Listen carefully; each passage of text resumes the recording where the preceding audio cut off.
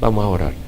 Padre, yo te doy gracias por la oportunidad de estar acá, tal como estamos, Señor. Qué lindo saber que por la sangre de Jesús tú nos compraste y te pertenecemos, tener esa seguridad en nuestro corazón que somos tuyos. Y que cuando caemos tú nos levantas, porque te pertenecemos y nuestro corazón sabe que queremos estar contigo siempre. Bendice a cada uno de los que estamos acá, Señor. Muestra tu gracia y tu misericordia. Anima, fortalece, guía, dirige, exhorta, reprende, corrige, Señor. Trae sanidad y edifica a tu pueblo en nombre de Jesús. Amén. Se pueden sentar. Seguimos con la carta de Pablo a la iglesia en Éfeso. Y seguimos con el último tema de Pablo, que es la batalla espiritual en la que estamos. Efesios 6:10 en adelante. Hemos llevado ya varios domingos cubriendo esta batalla. ¿Y por qué he sido cuidadoso? Pues tenemos que reconocer que estamos en una guerra espiritual. Es serio. El peor peligro de la vida es peligrosa. El haber nacido en este mundo es peligroso porque su peligro no es morir, el peligro es el infierno. Eso es peor que morir. Bien le dijo Jesús a Judas, más te hubiera valido no haber nacido, porque el haber nacido tiene un serio peligro mayor que la muerte, y es el infierno. Pero nosotros tenemos la esperanza de vida eterna, y obviamente hay un enemigo que quiere destruirnos, quiere desviarnos, quiere paralizarnos. Y tenemos una naturaleza pecadora que nos empuja a hacer lo malo. Tenemos un mundo que nos invita a hacer lo malo porque el príncipe de las tinieblas es quien lo gobierna. Y tenemos ese príncipe de las tinieblas, Satanás y sus demonios, tratando de destruirnos. Es realidad.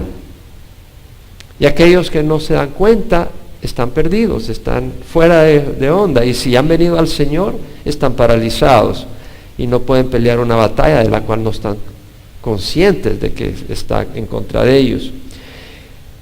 Pablo dice, fortaleceos en el Señor y el poder de su fuerza. Antes de hablarnos de que tenemos de tomar la armadura de Dios, nos dice que debemos de estar fuertes. A un soldado, a un marine, antes de darle todo el equipo, lo ponen fuerte. Un regimiento duro para que haga ejercicio, para que se someta a condiciones de disciplina fuertes y establecer su musculatura, su agilidad. Nosotros tenemos que estar fuertes en el Señor. Nuestra fuerza viene de estar en el Señor, en su palabra, en comunión con Él. Fortalecido en el Señor, en el poder de su fuerza. Esa fuerza se ejerce poderosamente a través de aquellos que le amamos y estamos disponibles a Él. Esa fuerza se ejerce poderosamente para darnos victoria contra el pecado, y se ejerce poderosamente para usarnos como instrumentos de Él, para llevar la luz en las oscuridades y para poder resistir el ataque de Satanás. Y tenemos que estar revestidos con toda la armadura de Dios, para que podáis estar firmes contra las insidias del diablo, las estrategias de Satanás. Tiene estrategias. Nuestra lucha no es contra sangre y carne, sino contra principados, contra potestades, contra los poderes de este mundo de tinieblas, contra las huestes espirituales de maldad en las regiones celestes. Es decir, no tenemos una lucha contra personas de carne y hueso, sino que hay demonios que gobiernan regiones, y estos demonios están organizados en rangos, y son señores, son amos, son capataces, que esclavizan y gobiernan a este mundo. Por tanto, tomad toda la armadura de Dios para que podáis resistir en el día malo, y habiéndolo hecho todo, estar firmes. Tenemos que tomar toda la armadura, y habiéndolo hecho todo, tenemos que hacer nuestra parte. Tomar la armadura, y la hemos estado estudiando. Estad pues firmes, ceñida vuestra cintura con la verdad. Tenemos que ceñirnos. El soldado romano tenía un cinto para retener toda su vestidura, su manto. Imagínate, si se cae tus pantalones, pues no puedes pelear la batalla. Y el manto, si no lo retienes, te tropiezas con él. Entonces tenías que tener ese cinto, que además llevaba armas. Tenés que ceñirte con la verdad, ceñida la cintura con la verdad, revestidos con la coraza de la justicia. Hablamos de que tenemos que protegernos. Esa coraza es la coraza de la justicia que nos viene a nosotros por la sangre de Cristo. Estás protegido por la sangre de Jesús. O sea, tienes la justicia de Jesús a través de la fe en Cristo. Al poner tu fe en Jesús eres revestido de esa justicia. Sin esa justicia, Dios mismo es tu enemigo por tu pecado.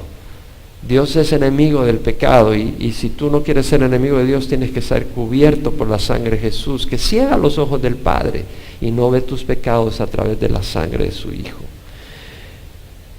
Calzados los pies con el apresto del Evangelio de la paz, es decir, el Evangelio de la paz, el Evangelio que consiste en paz con Dios y que también habla de la paz que nos da Dios y que también habla de paz con los hermanos.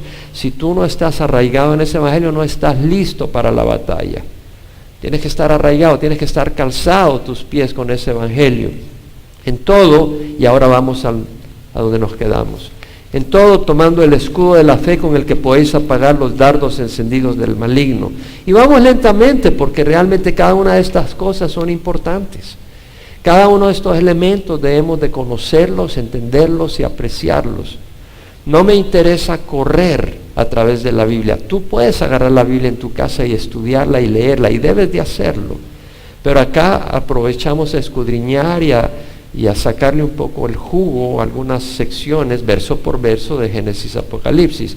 Entonces Pablo dice, tomando el escudo de la fe, en todo tomando el escudo de la fe. Interesante, en la traducciones en inglés dice, above all, taking the shield of faith, with which you will be able to quench all the fiery darts of the wicked one. Above all, la New King James Version. Y sobre todo, tomando el escudo de la fe. La English Standard Version dice, in all circumstances, take up the shield of faith. En todas las circunstancias, tomad el escudo de la fe. La New American Standard dice, in addition to all, taking up the shield of faith. En adición a lo anterior, tomando el escudo de la fe. Bueno, entonces, ¿qué? Sobre todo, en todas las circunstancias. Bueno, no me voy a meter en el griego en esta ocasión. Estos expertos lo expresan de distintas maneras y contextualmente todo eso se aplica. Sobre todo tienes que tomar el escudo de la fe porque la fe es primordial. Sin la fe, tú no puedes conocer la verdad. Sin la fe, tú no puedes tener la justicia de Jesús. Sin la fe, tú no conoces el Evangelio, porque el Evangelio consiste en fe. Entonces es importante. En todas las circunstancias, tú no puedes decir voy a tener fe hoy, pero mañana no. Eres pollo frito. Tienes que tener fe todo el tiempo. Entonces, en todo, tomando el escudo de la fe. ¿Pero qué es fe? ¿Qué es fe? Fe es la certeza de lo que se espera. Vea Hebreos 11. Que vamos a estar considerando. Fe es la certeza de lo que se espera, la convicción de lo que no se ve. Fe es la certeza de lo que se espera. Tú no lo tienes ahora, si no, no tienes por qué creerlo. Si ya lo tienes, no tienes por qué tener fe, ya es una realidad. Fe es la certeza de lo que se espera, la convicción de lo que no se ve. Ahora, algunas personas dicen, no te preocupes, ten fe, solo ten fe. La pregunta es, ¿fe en quién? ¿Fe en quién? Es decir, en la tradición, yo oigo mucho, ten fe, vas a salir adelante, pero ¿fe en quién? Y esa es la diferencia. Si tú vas a poner tu fe en mí, I'm sorry, my friend, lo siento. Yo no puedo estar ahí donde yo me puedo morir en 5 minutos. La fe en Jesús es la fe en Jesús. Lo dice el libro de Hechos, capítulo 4, versículo 12, no hay otro nombre bajo el cielo dado a los hombres bajo el cual hemos de ser salvos. Si quieres ser salvo, tu fe tiene que estar en Jesús, no en una religión, no en una organización. Jesús dijo, yo soy el camino, la verdad y la vida. Nadie viene al Padre sino por mí. Es decir, Jesús dejó claramente que Él era el objeto de nuestra fe para ser salvos. Nadie viene al Padre sino por mí. Y fe en la palabra de Dios. La palabra del Señor nos revela que Jesús, orando al Padre, le dice, Padre, santifícanos en la verdad, tu palabra es verdad. La palabra de Dios es verdad. No es fe en los hombres. Muchas personas les gusta poner la fe en su pastor. Les encanta poner la fe en su pastor. Jeremías 17, 5 al 8. Así dice Jehová: maldito el hombre que confía en el hombre y hace de la carne su fortaleza, y de Jehová aparta su corazón. Será como arbusto en el yermo, no verá el bien cuando venga. Andará entre pedregales en el desierto, tierra salada y desierta. Bendito el hombre que confía en Jehová, cuya confianza es Jehová. Será como árbol plantado junto al agua, que echa sus raíces junto a la corriente. No temerá cuando venga el calor, su hoja estará verde. ¿En quién está tu fe? ¿En el hombre? ¿En un hombre? No quiere decir de que tú no le agradezcas a Dios que ponga a un hombre, a una mujer en tu camino, que te ayude, pero tu fe no puede estar en esa persona, porque esa persona te puede fallar, esa persona puede tropezar. El rey David tropezó moralmente. El rey David tropezó moralmente. Escritor de versículos bíblicos, de salmos. Pedro llegó a negar al Señor. Pedro llegó a tener que ser reprendido por Pablo mismo, porque se acobardó y empezó a reunirse con los judaizantes que decían que no podías comer comidas inmundas y te tenías que circuncidar. Y Pedro cayó en la trampa por temor al hombre, y Pablo lo tuvo que reprender. Es decir, el único que puede estar ahí por ti es el Señor. Entonces nuestra fe debe ser en el Señor.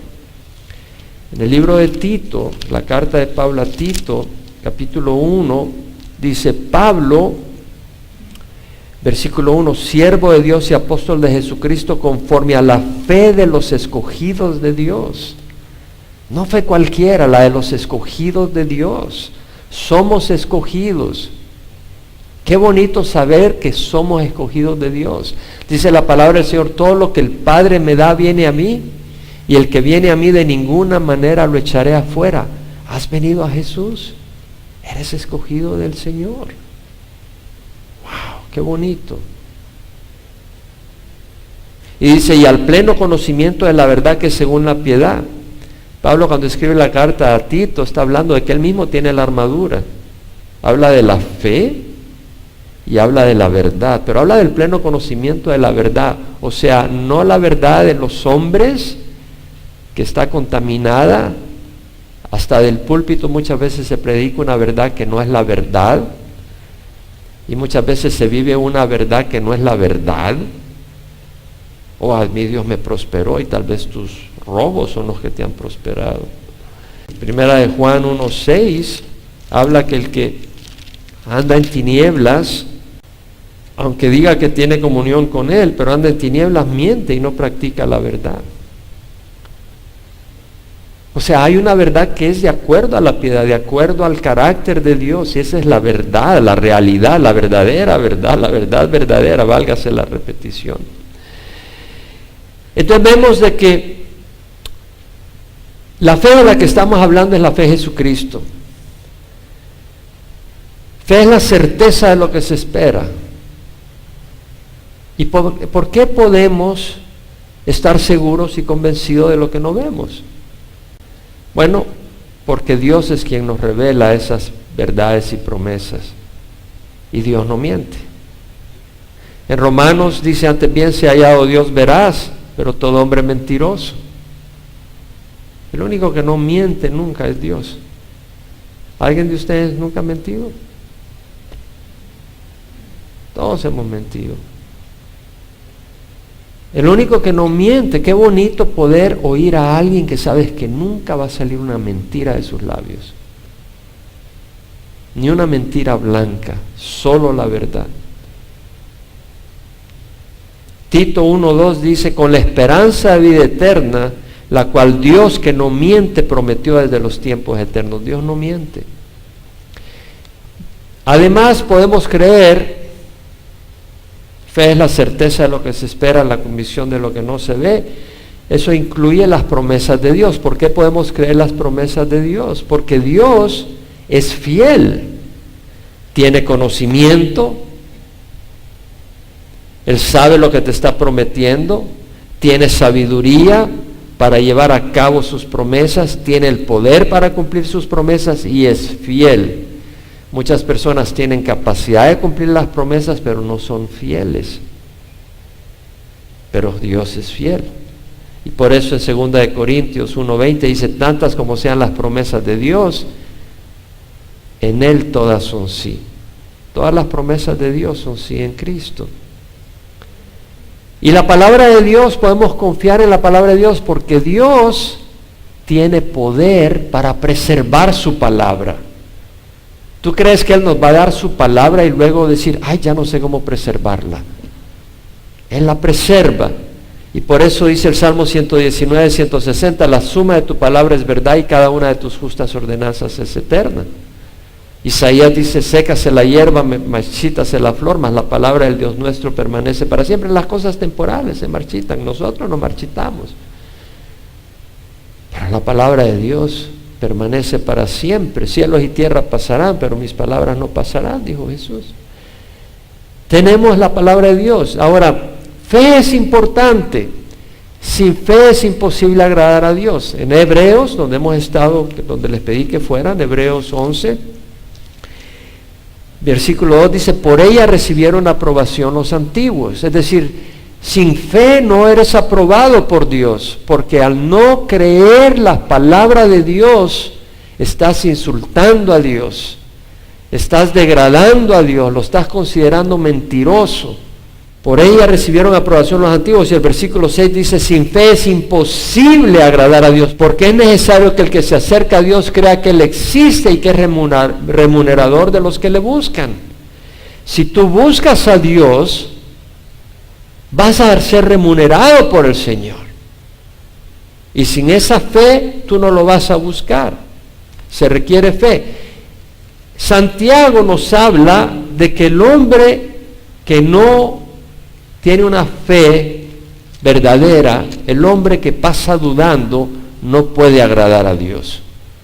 Santiago 1 dice, versículo 5, si alguno de vosotros se ve falto de sabiduría, que la pida al Dios, al cual da a todos abundantemente y sin reproche, pero que pida con fe sin dudar, porque el que dude es semejante a la ola del mar echada de un lado al otro. No piense pues ese hombre que recibirá cosa alguna del Señor, siendo inestable, hombre de doble ánimo, ay, hoy sí, no, yo no sé si Dios me va a ayudar. Y empiezas a usar cosas mundanas. Oh, no, hoy sí, Dios me va a ayudar. No sabes si Dios, estás que sí, que no. No hay cosa más horrible que estar en una relación con alguien que hoy es sí, mañana no contigo. Hoy es sí, mañana no. Hoy confía en ti, mañana no confía en ti. Pero el Señor no. Tenemos que confiar en el Señor y creer sus promesas y abrazarlas y seguir ahí aunque nuestros sentimientos nos traicionen. Estás caminando en ese túnel oscuro y todos tus sentimientos te dicen, Dios no está ahí. Pero tú no tienes que ver, tú sabes que Dios está ahí, porque su palabra es eterna y sólida. ¿Podemos decir amén? Eso es importante. Se requiere fe para conocer la verdad revelada de Dios. Tú puedes estar sentado aquí todos los domingos y no conocer la palabra de Dios por la falta de fe. Hebreos 4:2. El autor dice, en verdad, está hablando de los judíos, de los israelitas que se quedaron en el desierto. Se murieron en el desierto por andar murmurando, querían regresar a Egipto. Querían un Dios de oro que pudieran ver y tocar y bailar enfrente de Él. Y no querían creer las promesas de la tierra prometida, una tierra que emana leche y miel. Y el autor dice, en verdad a nosotros se nos ha anunciado la buena nueva, como también a ellos. A ellos se les anunció que había una tierra prometida para ellos, pero la palabra que ellos oyeron no les aprovechó por no ir acompañada por la fe en los que oyeron. Es decir, los que oyeron no acompañaron con fe esa palabra que oyeron. Tú puedes estar oyendo aquí la palabra de Dios, pero no tener fe en ella. Y de nada te sirve. De nada te sirve. La incredulidad muchas veces no es porque uno no pueda creer. Muchas veces la incredulidad es porque uno no quiere creer. ¿Por qué uno no quiere creer? Porque quieres continuar en el pecado. No, yo no creo lo que está diciendo el pastor. No, no es que tú no crees, es que tú quieres seguir viviendo en pecado. En Hebreos 3, 12 al 13, el autor hablando sobre el ejemplo del pueblo de Israel que se murió en el desierto, muchos por su incredulidad, dice: tened cuidado, hermanos, no sea que en alguno de vosotros haya un corazón malo de incredulidad para apartarse del Dios vivo. Antes bien, exhortaos los unos a los otros cada día. ¿Cuándo? Cada día. Mientras todavía se dice hoy, no sea que alguno de vosotros sea endurecido por el engaño del pecado. O sea, el pecado, la atracción, los placeres, las ventajas que te ofrece temporales, te pueden engañar. Y entonces tú ya no quieres creer la palabra de Dios porque tú quieres caminar como un animalito. Entonces tú no crees. No, yo no creo. Ya no creo. Son unos hipócritas en la iglesia. Estás buscando excusa. Estás buscando excusa porque tú quieres vivir tu mundo. Tú tienes que estar dispuestos a creer en la verdad cuando la tengas enfrente. Porque si no estás dispuesto a creerla, si la tienes enfrente no la vas a creer. Ya cité a Alexander Pope, autor de obras literarias, la tercera persona más citada en el diccionario Oxford de la lengua inglesa de citas, que dice: obliga a un hombre contra su voluntad y seguirá de la misma opinión. Tú no puedes obligar a alguien que crea si él no quiere creerlo. El caso de muchos evolucionistas. Pablo escribiéndole a la iglesia de Tesalónica en su primera epístola, hablando de ellos, dice: sin cesar damos gracias a Dios de que cuando recibiste la palabra de Dios que oíste de nosotros, la aceptaste no como la palabra de hombres, sino como lo que realmente es, la palabra de Dios, la cual hace su obra en vosotros los que creéis. La palabra de Dios tiene que estar unida con fe para que tenga fruto en tu vida. Y eso depende de la disponibilidad de tu corazón, porque la palabra misma es necesaria para tener fe. Es la palabra de fe, pero cuando tú empiezas a obedecer, empiezas a experimentar la realidad de la palabra de Dios y eso aumenta tu fe. La fe nos impulsa a vivir una vida que agrada a Dios. ¿Quién puede decir amén a eso? La fe te impulsa a vivir una vida que agrada a Dios. Hebreos 11, 4 al 6 dice: por la fe, Abel ofreció a Dios un mejor sacrificio que Caín. Abel ofreció lo mejor de su ganado, de su rebaño. ¿Por qué? Porque creía en Dios. La fe lo motivó a ofrecer lo mejor.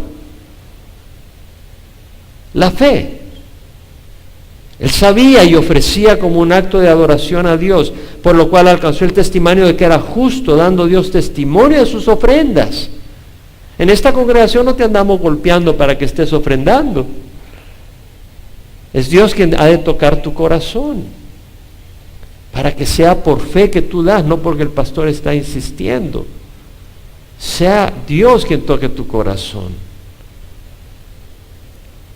Y por fe estando muerto todavía habla de la fe de Abel. Por la fe Enoc fue trasladado al cielo para que no viera muerte, y no fue hallado porque Dios lo trasladó, porque antes de ser trasladado recibió testimonio de haber agradado a Dios.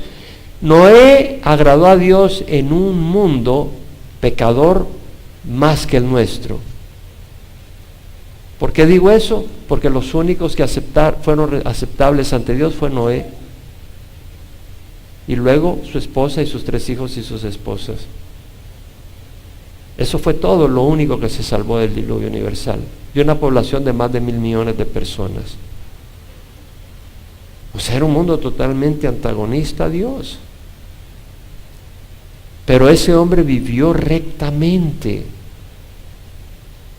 Tú puedes vivir rectamente, pero necesitas fe. Sin fe no vas a vivir rectamente. Sin fe es imposible agradar a Dios. Una vida de fe agrada a Dios y cuenta con el apoyo y la protección de Dios. Una vida de fe, Dios te fortalece. Nunca se me olvida cuando empezamos la congregación hispana que nos movimos a Orange. Empezamos en Orange con la congregación Calvary Chapel East Hills. El pastor tenía una reunión de oración con sus líderes, éramos unos 4, 5, y nos reuníamos. Y nunca se me olvida un día, yo acababa de empezar ahí, al mes nos movimos y nos separamos, no por división de la iglesia, sino que ellos se fueron a un lugar donde no hay ni un hispano. Y les dije, lo siento, no nos podemos seguir, ellos lo entendieron. Y nos movimos y nosotros nos quedamos en Orange, ministrando bajo el amparo legal de ellos, pero luego nos convertimos en Calvary Chapel Emmanuel. Pero nunca se me olvida cuando estábamos ahí, unos 4, orando, y llegó uno de los líderes y me volteé a ver.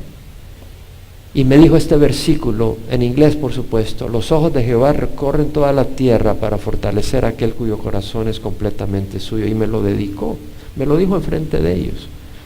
Y yo lo tomé en serio. Yo dije, Señor, yo quiero ser tuyo totalmente. Yo quiero que me fortalezcas, porque lo que me ha traído a servirte eres tú. Me apasionas tu verdad. Y dije, tú me vas a fortalecer. Y he visto al Señor ser fiel. He visto ser fiel. Es un versículo lindo. Los ojos de Jehová recorren la tierra para fortalecer a aquel cuyo corazón es completamente suyo. Sin fe, tú no le vas a entregar tu corazón al Señor. Pero Dios está listo para fortalecer. La fe es una fuerza poderosa, es una puerta para lograr grandes victorias. Veamos en Hebreos 11, versículo 29 al 39. Por la fe pasaron el mar Rojo como por tierra seca, y cuando los egipcios lo intentaron hacer, se ahogaron. ¿Por qué? Porque la fe de los egipcios eran en sus dioses. La fe de los egipcios eran en sus dioses. Pero Moisés tenía la fe en Jehová, el Dios de Israel. Entonces vemos de que Moisés no decidió cruzar el mar Rojo por su propio antojo. Dios lo llevó por ese camino. Y caminando en el camino de Dios, había un gran obstáculo. Y Dios abrió el mar Rojo. Si tú caminas en tus necedades y le pides a Dios que abra camino, probablemente Dios no te va a abrir camino. Pero si tú estás caminando en el camino del Señor y vienen obstáculos grandes, confía en el Señor. No quiere decir que te vas a quedar con los brazos cruzados, pero vas a depender del Señor y esperar en el Señor la victoria. Por la fe cayeron los muros de Jericó después de ser rodeados por 7 días. El pueblo de Israel rodeó de acuerdo al mandato de Dios. Y Dios nos manda que seamos valientes. No te lo he ordenado yo, sé fuerte, sé valiente. El Señor nos ordena ser valientes en nuestro caminar. Y nos dará victoria.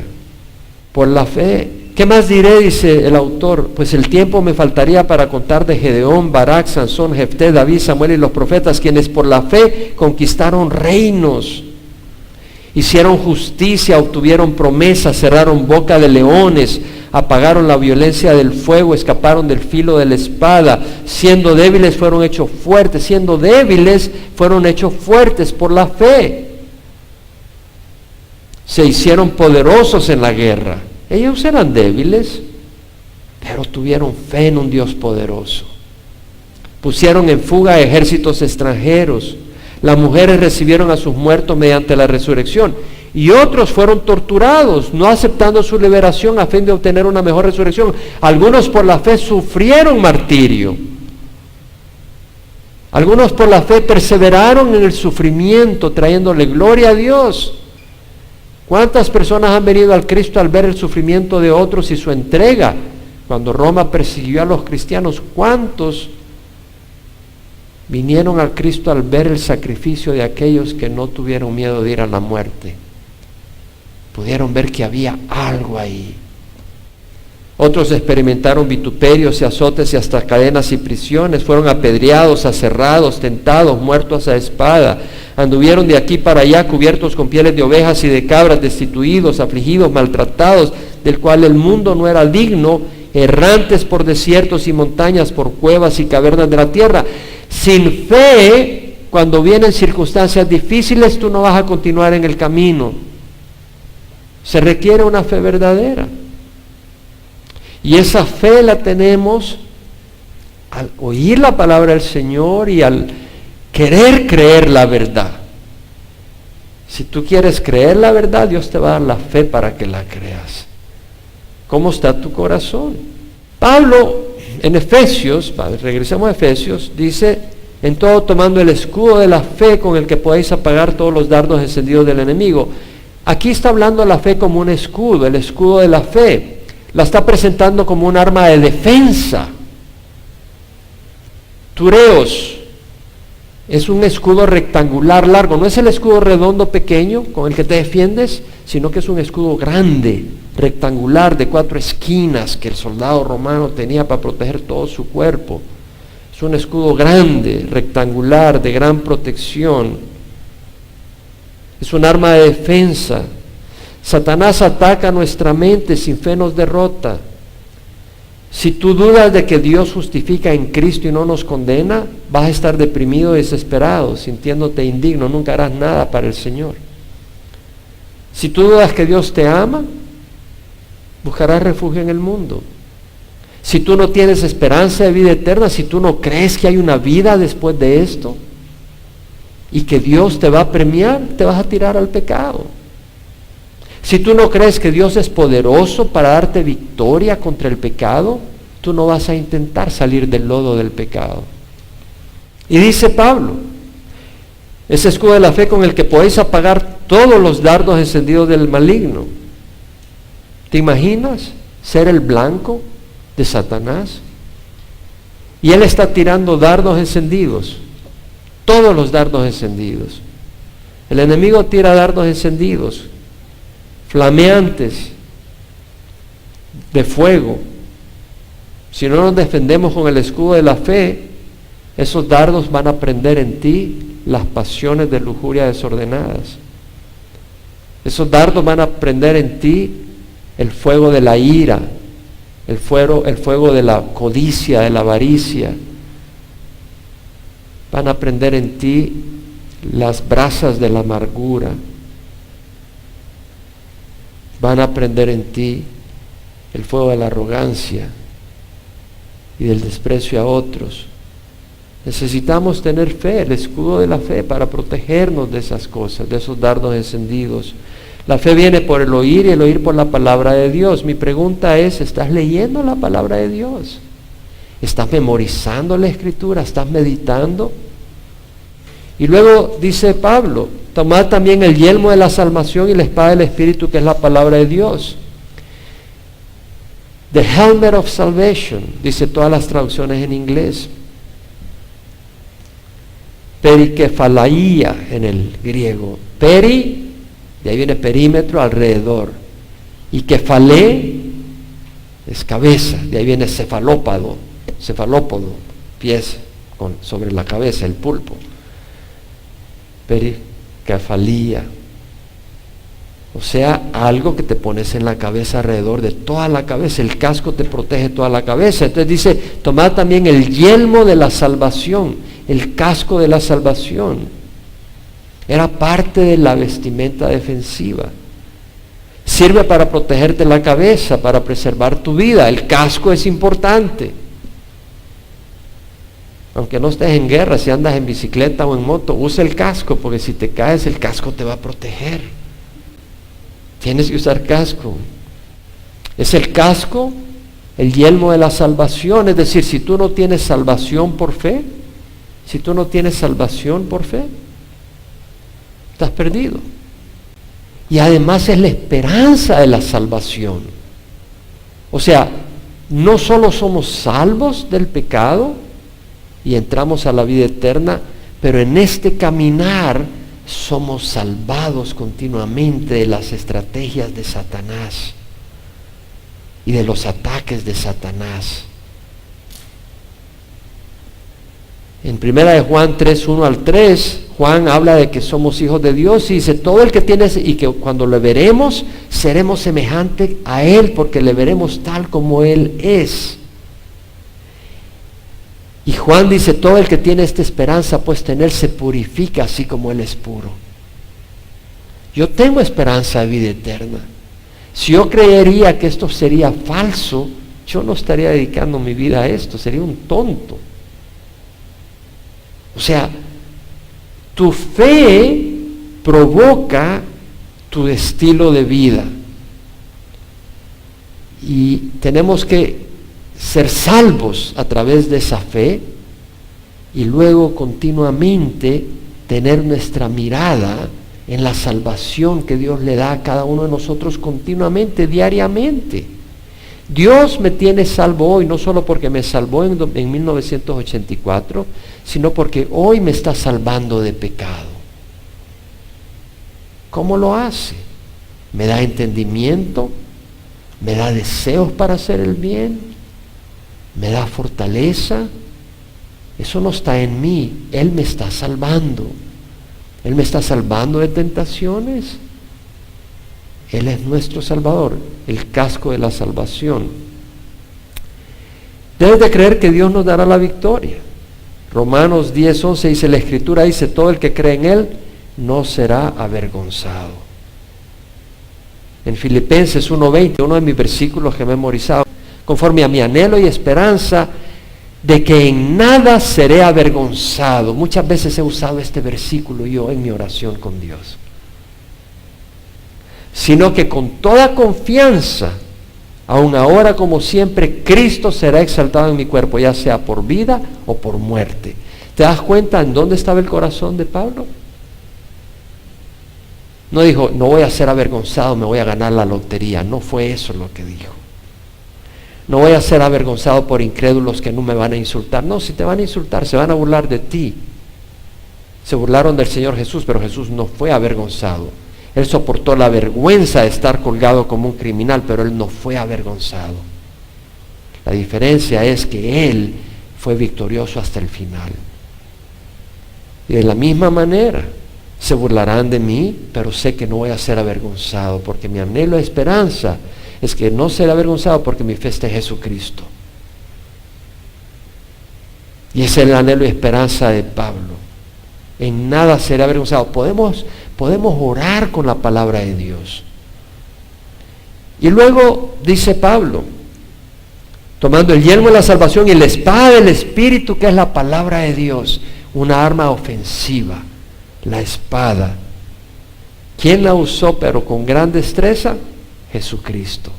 Vete al Evangelio de San Mateo, capítulo 4. Veamos cómo usó la espada Jesucristo. Me llama la atención que el cristiano es tentado. ¿Puedes decir amén? De distintas maneras. Y te has puesto a pensar qué amor más grande puedes darle a Dios cuando tú decides honrarlo a Él a pesar de que eres tentado a distintas áreas. Si tú no eres tentado en nada, ese amor no vale nada. Pero si tú sacrificas para darle a Dios tu obediencia, ese amor es precioso. Es lo que yo digo, tú ahora puedes sufrir para Jesús. Una vez te mueres, ya nunca vas a poder sufrir para Jesús. Vas a disfrutar la gloria, pero no le puedes ofrecer tu sacrificio. No le vas a poder ofrecer lágrimas al Señor. Ahora le puedes ofrecer lágrimas. No lágrimas porque andabas de ladrón. Lágrimas de arrepentimiento. Lágrimas por hacer su voluntad. Lágrimas por el costo. Por las luchas. Puedes ofrecérselas al Señor. Y el Señor fue llevado por el Espíritu al desierto para ser tentado por el diablo. ¿Quién lo envió? ¿Quién envió a Jesús al desierto a ser tentado? El Espíritu.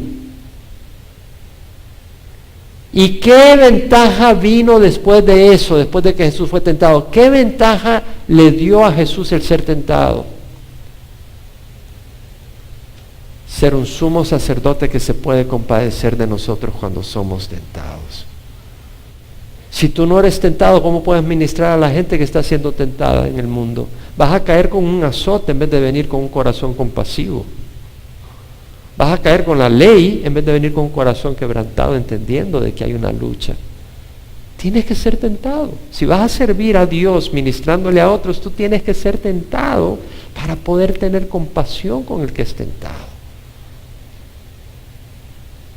Entonces vemos acá que Jesús se llevaba por el Espíritu al desierto y después de haber ayunado 40 días y 40 noches, entonces tuvo hambre. Aquí está refiriéndose a que tuvo hambre, o sea, tuvo hambre esos 40 días, 40 noches, pero ahí estaba que el cuerpo ya empezó a destruirse. Y acercándose el tentador le dijo, si eres hijo de Dios, di que estas piedras se conviertan en pan. Jesús es el Hijo de Dios. Y podía convertir esas piedras en pan. Y tenía hambre. Y tenía el deseo de convertir esas piedras en pan. Pero ¿quién había llevado a Jesús al desierto? El Espíritu. ¿Quién le había dicho, no quiero que comas ni bebas? El Espíritu. Y el Señor dijo, yo no comeré hasta que el que me trajo al desierto me dé de comer. Y le contestó, escrito está, no solo de pan vivirá el hombre, sino de toda palabra que sale de la boca de Dios. Le contestó con la palabra de Dios. Entonces el diablo lo llevó a la ciudad santa, a Jerusalén, y lo puso sobre el pináculo del templo y le dijo, si eres hijo de Dios, lánzate abajo, pues escrito está, sus ángeles te encomendará y en las manos te llevarán, no sea que tu pie tropiece en piedra. Satanás conoce la Biblia, pero la saca fuera de contexto. En el Salmo 91 aparecen esos versículos, pero se aplican a aquella persona que está siendo atacada por el enemigo. Dice, si el enemigo te está atacando, le está hablando a los siervos de Dios, dice, Dios te va a proteger, no va a permitir que seas destruido. Entonces Jesús estaba siendo tentado a obtener gloria, la gloria de los hombres, que los hombres lo exaltaran al caer, al tirarse desde el pináculo del templo, la gente lo hubiera admirado al ver que no se cae y que ángeles vienen y lo detienen. Pero esa no era la manera en que Dios quería que su Hijo tuviera gloria, sino yendo a la cruz y pagando por nuestros pecados y mostrando su obediencia y su dedicación y su amor por nosotros. Esa era la gloria que Él iba a recibir, no de la manera fácil. Satanás te ofrece placeres temporales, te ofrece honores temporales, pero Dios tiene placeres mejores y honores mayores. Sé sabio. Y Jesús respondió, escrito está, no tentarás a Jehová tu Dios. O sea, no probarás a Jehová tu Dios. Otra vez el diablo lo llevó a un monte muy alto y le mostró todos los reinos del mundo y la gloria de ellos. Y le dijo, todo esto te daré si postrándote me adoras. Jesús le dijo, vete Satanás, porque escrito está, al Señor tu Dios adorarás y solo a Él servirás. Es decir, Satanás le ofrece los reinos del mundo, poder, riquezas, siendo hombre Jesús, mujeres hermosas, placeres, autoridad, el mundo. Pero ¿a qué precio? A rendirse a Satanás. Y la persona que acepta placeres prohibidos que Dios no te los está entregando, para hacerlo tienes que doblar tu rodilla a Satanás. Porque a uno de los dos doblas tus rodillas, o a Dios o a Satanás. Y Jesús le respondió, vete, escrito está, a Jehová tu Dios adorarás y solo a Él servirás, no a tu carne, no al diablo, sino al Señor. Entonces vemos que la palabra de Dios es poderosa. Tienes que estudiar la palabra de Dios, tienes que memorizarla y usarla cuando eres atacado, cuando eres tentado. La palabra de Dios es poderosa. Hebreos, y ahí vamos a terminar, no me voy a alargar, Hebreos 4, versículo 12, uno de mis versos favoritos. porque la palabra de Dios es viva y eficaz.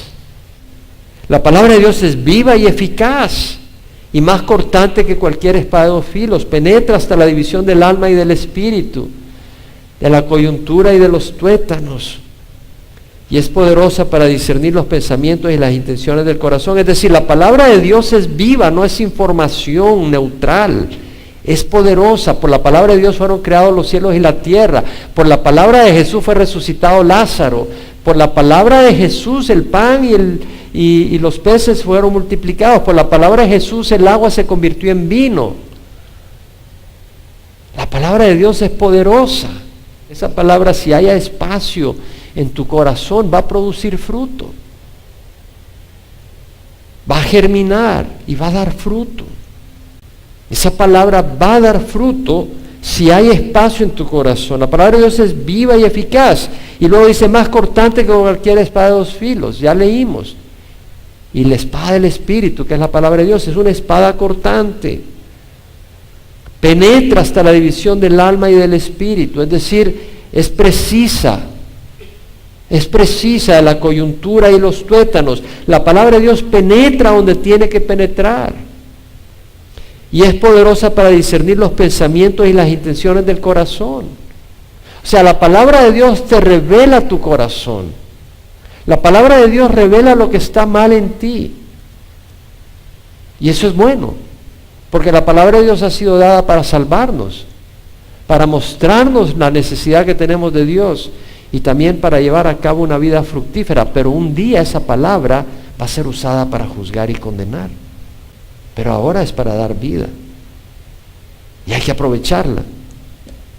No hay cosa creada oculta a su vida, sino que todas las cosas están al descubierto y desnudas ante los ojos de aquel a quien tenemos que dar cuenta. Un día todos tendremos que dar cuenta.